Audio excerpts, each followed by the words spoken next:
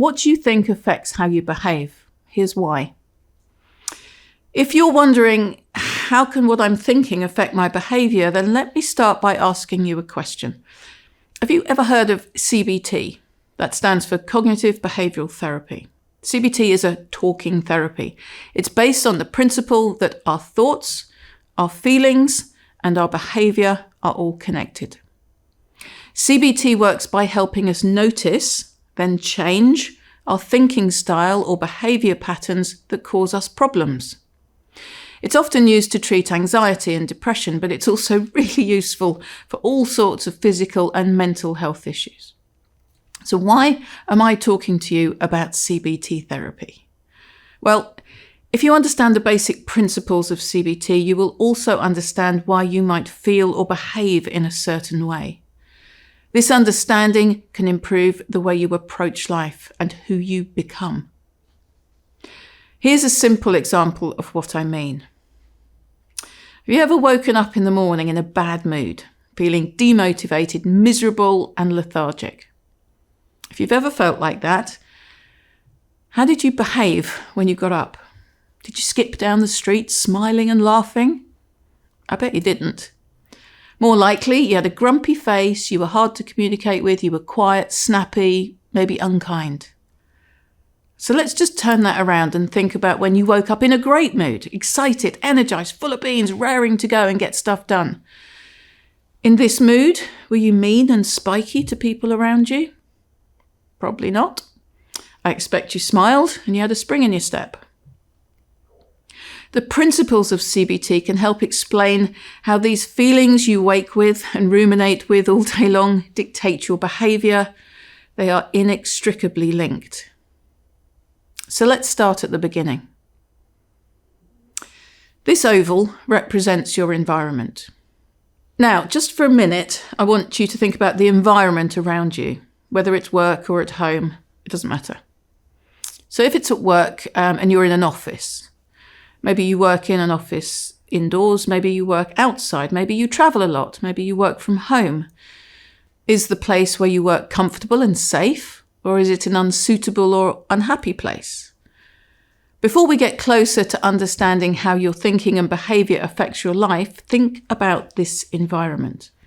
Does this look like a place where you're likely to thrive? For me, I hate being in an office. I could never thrive in an office. When I step into an office, I kind of want to run straight out again because I prefer constantly changing environments. I like the outdoors. I like woods and forests. I also speak at conferences a lot, and weirdly, the stage has become a strangely comfortable working environment for me. I've also worked in a prison. I was coaching inmates to think about non-offending behaviour when they were released. I hope you've never been to one. They're horrible, depressing, basic, cold places. There are no comforts. Nothing is soft. It's a place where truly very few people are likely to thrive. So what is your environment like at work and at home? Is it ideal for you? Does it suit you? Does it look and feel like a place where you could thrive? Because you're never going to perform at your absolute best if you're in an unsuitable or uncomfortable environment. So number one, make sure your environment is somewhere where you think you can thrive. We all have millions of thoughts all day long, every day. Let's assume you wake up one morning all excited because you're going on holiday tomorrow. And what mood does that put you in? Well, I imagine you're going to be pretty excited and happy. Your behaviour will reflect this. You're relaxed, you're chatty, you're kind, you're helpful. And now what about your physical state? When you feel relaxed, chatty, kind and helpful, how does your body feel when you're in that state? So do you see how your thoughts will trigger your feelings and your mood? And then your mood triggers your behaviour, and your behaviour directly impacts your physical state. And this turns into the person you become. This happens in a constant cycle all day long. The thousands of thoughts you have all day, every day, trigger your mood and your behaviour, how you act and who you become. This has a knock-on effect on your body and your health. So let's just see what happens when you have an ugly negative thought. Something like, I'm dreading that presentation tomorrow. Everyone's going to laugh at me and I'm going to be rubbish. What mood does that put you in? Agitated, snappy, grumpy, miserable?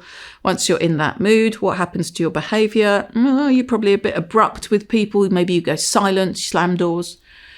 And then what happens to your physical state? You may feel tension in your neck or your shoulders or your back. You may feel nervous and get sweaty palms, faster heart rate, maybe even a headache. Once again, can you see how your initial thought affected your behaviour and your physical state? I really want you to start noticing your mood now and track it back to your thoughts. And this does take practice, but you'll start to become really aware of what you're thinking and how it affects your mood, your behaviour, your physical state, and the person you become. Once you're more aware of this, you're in a position to choose and to change. So, for example, if you ask yourself why you slammed that door, you feel grumpy or sad, you can track back the reason to your original thought. Can you see now why you need to be really mindful about what and how you think? Once you're aware of this connection between your thoughts, your mood, your behaviour, your body, you are in a great place to change things for the better and be the person you want to become. Please do subscribe to my YouTube channel. Just click below. That'll alert you to new videos, details of the live events that you can attend and other updates. Of course, you can always check my website for more information.